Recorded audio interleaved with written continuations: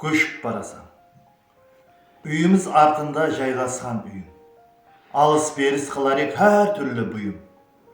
Бірақ бүгінгі күн мен үшін қиын жанажан қоңысым көшіп барасам.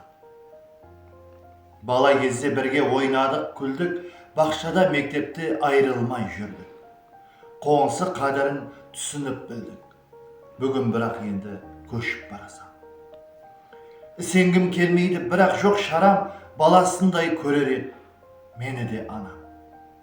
Қайларда болсаң да мәңгі бол аман, бауырман қоңысым көшіп барасам. Тағдыр жетелеген тәрепке еріп, жасау жазылғандыр, оған тән беріп. Айралып тап бүгін араға келіп, жан қоңысым бүгін көшіп барасам. Таққа тұрып бәлха мереке тойда көшеді деп хасла алмадым ойға. Енді кім келеді сен тұрған жайға? Бауырман қоңысым көшіп барасам.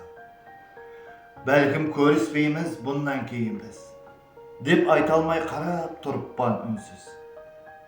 Кеулі қардай аппақ тап таза мінсіз, жанажан қоңысым көшіп барасам.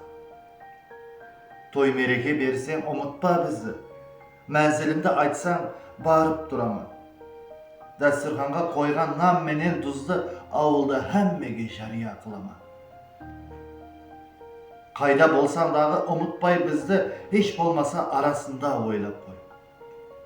Арамызда болған әзіл шын сөзді мен сияқлы жүрегіңе байлап қой. Басқа не айтаман, айтар сөзім жоқ.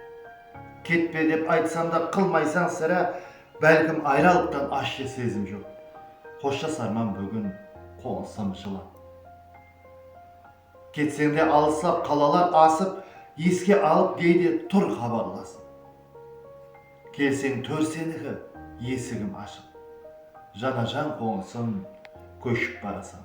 Hürmetпен Алишер Утинов.